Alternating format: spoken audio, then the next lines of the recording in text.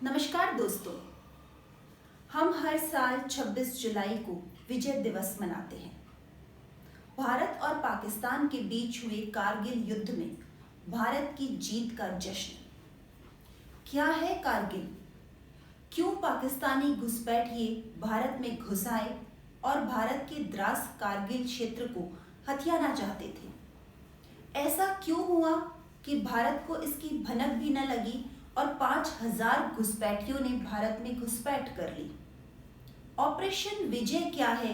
प्रधानमंत्री अटल बिहारी वाजपेयी ने खुद ऑपरेशन विजय की सफलता की घोषणा की थी। दोस्तों, जानते हैं इन्हीं सारे सवालों के जवाब जो संबंधित है कारगिल युद्ध से। 1948 और 1965 की तरह ही पाकिस्तानी सेना कश्मीर के अंदर घुसपैठियों की सहायता से या यूं कहूं कबायलियों की सहायता से घुसकर कश्मीर को हथियाने की कोशिश कर रहे थे और पाकिस्तान के इस पूर्व नियोजित युद्ध में भी पाकिस्तान को भारत की तरफ से मुंह की खानी पड़ी। न सिर्फ पाक सेना को बल्कि उनके पिट्ठू मुजाहिदीनों को भी भारत की सेना ने धूल चटा दी थी। दोस्तों, सबसे पहले जानते हैं पाकिस्तान का इरादा क्या था इस पूर्व नियोजित युद्ध में। तो एक पाकिस्तानी पत्रकारा और लेखिका नसीम जहरा अपनी बुक में बताती है, उनकी पुस्तक का नाम है from Kargil to the coup, events that shook Pakistan. Naseem Zahra कहती है ये एक पूर्व नियोजित युद्ध था पाकिस्तान की तरफ से। शुरुआत में पाकिस्तान की योजना सिर्फ और सिर्फ कश्मीर की कुछ चोटियों पर कब्जा करना और नेशनल हाईवे 1 यानी कि श्रीनगर और लेह के राजमार्ग को बंद करना था, क्योंकि यही एक राजमार्ग है जहां से भारत कश्मीर में भारतीय सैनिकों को हथियार की आपूर्ति करता है। इस योजना के पीछे पाक जनरलों का मानना था कि अगर इस तरह घुसपैठिए भेजकर कश्मीर की कुछ चोटियों पर कब्जा कर लिया जाएगा तो भारत कश्मीर के मुद्दे पर बातचीत के लिए मजबूर हो जाएगा। और सिर्फ इसी मकसद को ध्यान में रखते हुए पाकिस्तान के सैनिकों को कड़कती ठंड में द्रास और कारगिल के क्षेत्र में भेजा गया। पहुंच तो गए थे ये घुसपैठिए पहाड़ों की ऊंचाइयों तक, पर जिस दिन भारतीय सेना को पता चला और भारतीय सैनिकों ने इन घुसपैठियों को निकाल खदेड़ने की प्रक्रिया प्रारंभ की तो भारतीय सेना की सूझबूझ से पाकिस्तान पूर्व नियोजित युद्ध हार गया और सारे के सारे घुसपैठिए भारतीय सेना ने भारत की सीमा से बाहर खदेड़ दिए। इस पुस्तक में नसीम जहरा ये भी कहती है कि कारगिल युद्ध की दिशा कुछ और होती अगर भारतीय सेना ने बोफोर्स तोपों को ना मंगाया होता, क्योंकि बोफोर्स तोपों को मंगवाकर जिस NH-1 को पाकिस्तान बंद करना चाहता था उसी की निगरानी के लिए बोफोर्स तोपें लगा दी गई थी और वहां से लगातार तोप अटैक कर रही थी और ऊपर से भारतीय वायुसेना की लगातार बमबारी। और सिर्फ इन्हीं सारी घटनाओं ने कारगिल युद्ध की दिशा को बदल दिया था। दोस्तों, नसीम जहरा की इस किताब से ये भी खुलासा होता है कि ये पूर्व नियोजित कारगिल युद्ध का प्लान उस समय का नहीं बल्कि उससे काफी पुराना और विचाराधीन प्लान था। जनरल परवेज मुशर्रफ ने प्रधानमंत्री बेनजीर भुट्टो को भी ये प्लान सुनाया था, पर बेनजीर भुट्टो इस प्लान को एग्जीक्यूट करने के लिए राजी नहीं हुई थी। तो फाइनली ये प्लान एग्जीक्यूट हुआ 1999 में, जब पाकिस्तान के प्रधानमंत्री के कहे अनुसार अगर माने तो उन्हें इस प्लान के बारे में जानकारी भी नहीं थी कि पाकिस्तानी घुसपैठिए भारत के कश्मीर में घुस चुके हैं और वहां की चोटियों पर कब्जा कर चुके हैं। बात शुरू करते हैं 19 फरवरी 1999, जब भारत के तत्कालीन प्रधानमंत्री अटल बिहारी वाजपेयी ने दिल्ली और लाहौर के बीच बस यात्रा प्रारंभ की और खुद उस बस से लाहौर पहुंचे। 21 फरवरी 1999 को भारत के प्रधानमंत्री अटल बिहारी वाजपेयी और पाकिस्तान के प्रधानमंत्री नवाज शरीफ के बीच लाहौर घोषणा पत्र पर हस्ताक्षर हुए, जिसमें फिर से जोर शोर से इसी बात को मंजूरी दी गई कि भारत और पाकिस्तान के बीच कोई भी मसला होगा उसे शांति से सुलझाए जाने का पूरा प्रयास किया जाएगा। दोस्तों, इस लाहौर घोषणा पत्र के सिग्नेचर होने के कुछ ही महीनों बाद पाकिस्तान की तरफ से कुछ ऐसी गतिविधियां होने लगी जिससे हम बहुत जल्द आमने सामने के युद्ध की स्थिति पर पहुंच गए। बात करते हैं 3 मई 1999 की। दोस्तों, इस दिन बटालिक रीजन के एक छोटे से गांव का एक चरवाहा ताशी नामग्याल अपनी याक को खोजते हुए कुछ दूर निकल आया और दूरबीन से देखने पर उसे याक तो नहीं मिली, पर उसने ये जरूर देखा कि कुछ हथियारबंद लोग कुछ हरकतें कर रहे हैं। चरवाहे को संदेह हुआ और उसने ये जानकारी जल्द से जल्द इंडियन आर्मी को दी। इंडियन आर्मी ने चरवाहे की बात पर भरोसा कर इस बात का जायजा लेने के लिए सेना के कुछ सिपाहियों को भेजा। दोस्तों, वहां पहुंचते ही पाकिस्तानी घुसपैठियों ने भारतीय सेना के सिपाहियों को पकड़ लिया और 5 को मौत के घाट उतार दिया। इस पेट्रोलिंग से ही पुख्ता हुआ कि पाकिस्तानी घुसपैठिए भारत में आ चुके हैं और लगभग 130 पोस्ट को अपने कब्जे में ले चुके हैं। दोस्तों, इस ऑपरेशन को पाकिस्तान में नाम दिया गया था ऑपरेशन बद्रा। अगर अंतर्राष्ट्रीय स्तर के मामलों में देखें तो ये खुला उल्लंघन था 1971 में हुए शिमला समझौते का।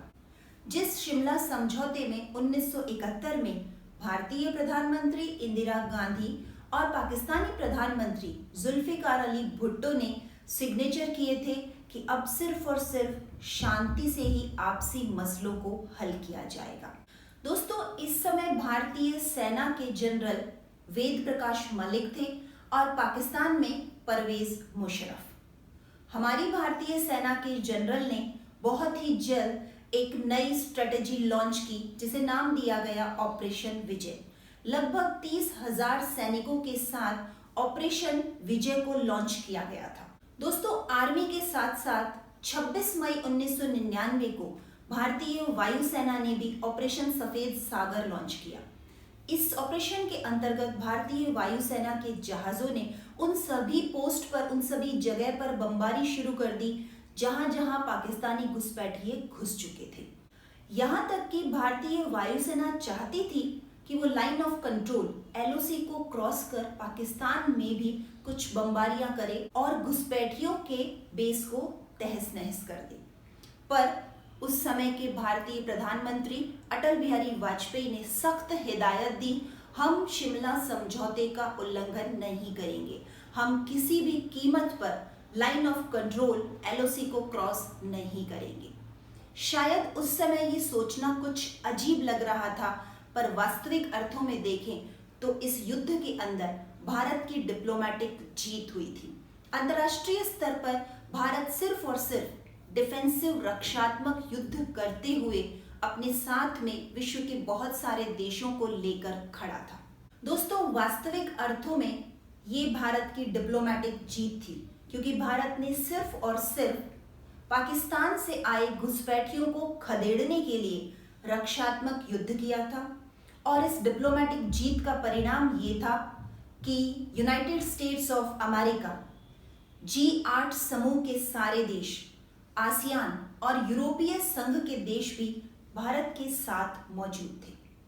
दोस्तों, भारतीय जल सेना ने भी अरब सागर में पूर्वी इलाकों के जहाजों को लगा दिया ताकि कराची जाने वाली सप्लाई को रोका जा सके। इस तरह भारत की जल थल वायुसेना तीनों ने पुरजोर कोशिश की पाकिस्तान से आए घुसपैठियों को भारत के द्रास कारगिल क्षेत्र से बाहर निकालने के लिए। दोस्तों, ये अंतर्राष्ट्रीय स्तर पर भारत का वजूद ही था कि उस समय के अमेरिकी राष्ट्रपति बिल क्लिंटन ने पाकिस्तान के प्रधानमंत्री नवाज शरीफ पर दबाव बनाया कि वह अपनी सेना को पीछे ले जाने का आदेश दे, पर पाकिस्तान कहाँ मानने वाला था। इसलिए आमने सामने का युद्ध शुरू हुआ और इसी युद्ध को हम कारगिल युद्ध कहते हैं।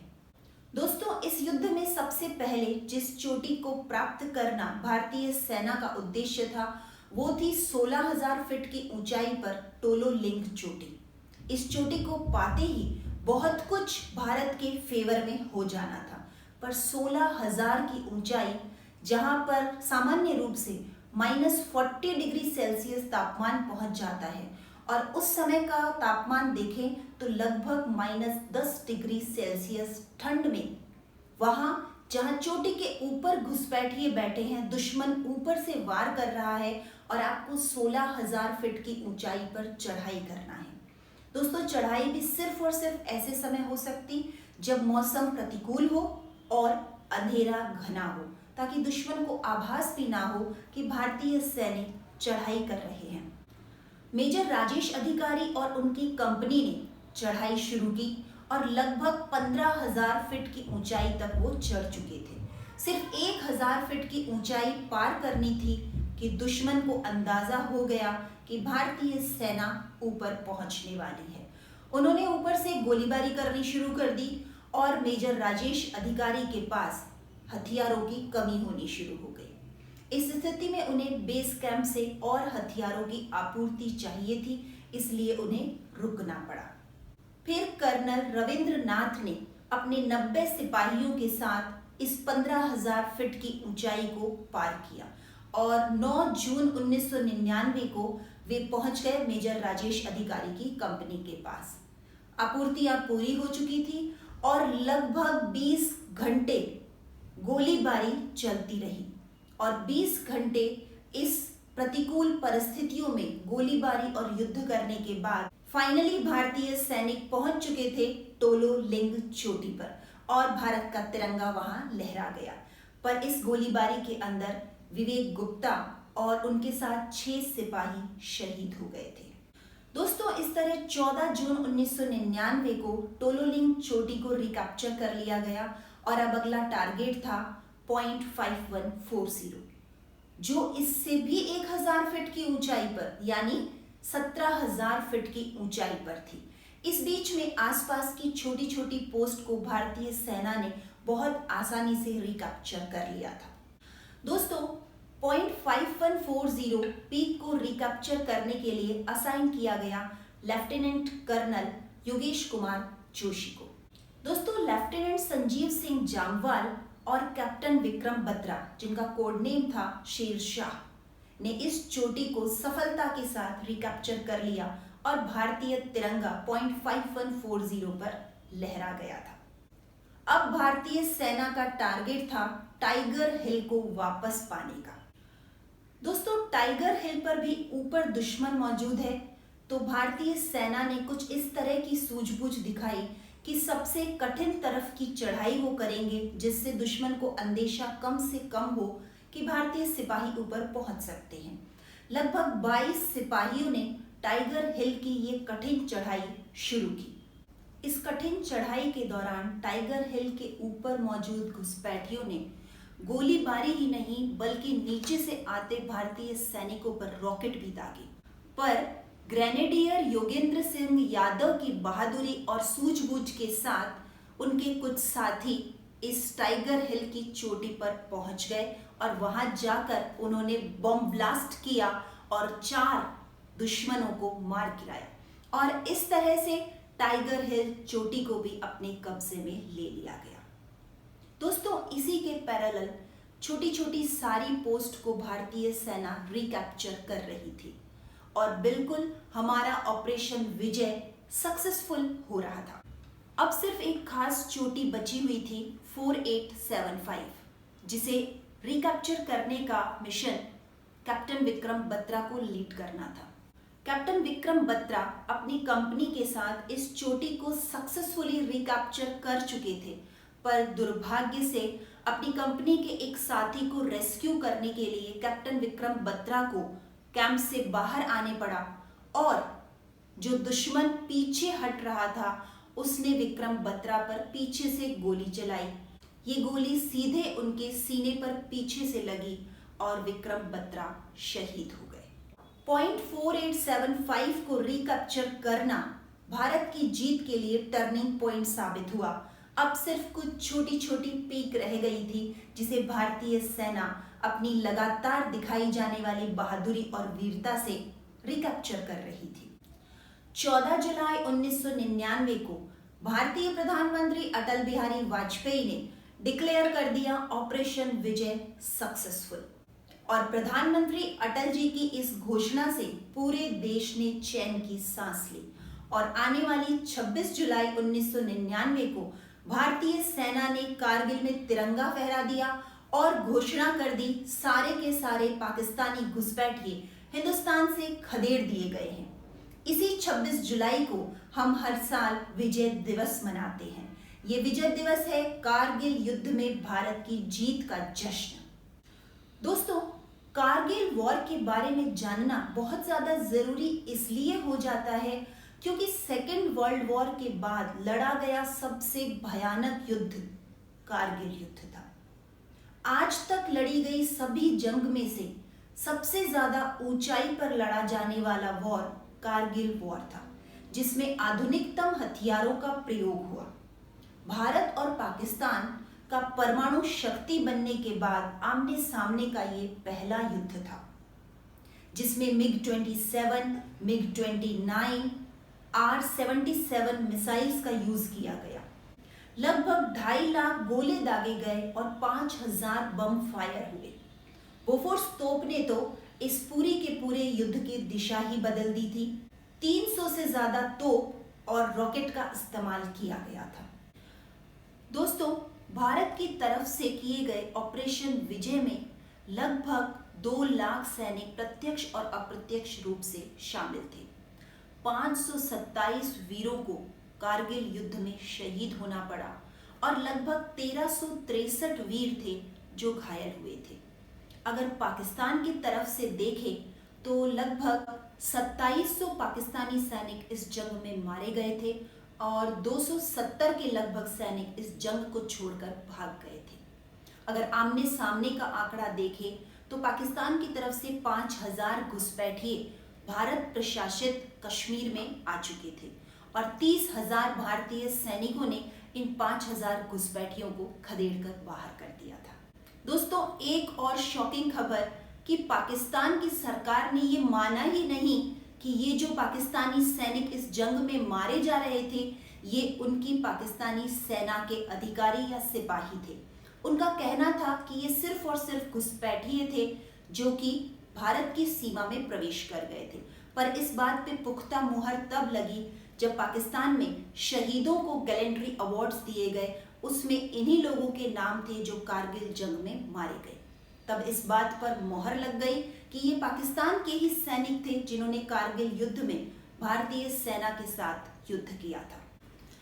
दोस्तों, कारगिल युद्ध की जीत थी भारत के वीर सैनिकों की जीत, जिनके जज्बे और साहस ने प्रतिकूल परिस्थितियों में भी दुश्मन को खदेड़ दिया और हर एक चोटी पर भारतीय तिरंगे को लहरा दिया। इस युद्ध में वीर गति को प्राप्त हुए हमारे शूरवीर captain Vikram Batra, rifleman Sanjay Kumar, lieutenant Manoj Kumar Pandey और ग्रेनेडियर योगेंद्र सिंह यादव को भारत सरकार ने सबसे बड़े गैलेंट्री अवार्ड परमवीर चक्र से सम्मानित किया। इनके साथ ही जितने भी वीर इस कारगिल युद्ध में शहीद हुए उन सभी को हमारी ओर से भावपूर्ण श्रद्धांजलि। दोस्तों, इस युद्ध के कुछ महीनों बाद अक्टूबर 1999 में पाकिस्तान की सरकार और प्रधानमंत्री नवाज शरीफ का तख्ता पलट हुआ और जनरल परवेज मुशर्रफ ने सारी की सारी सत्ता हथिया ली।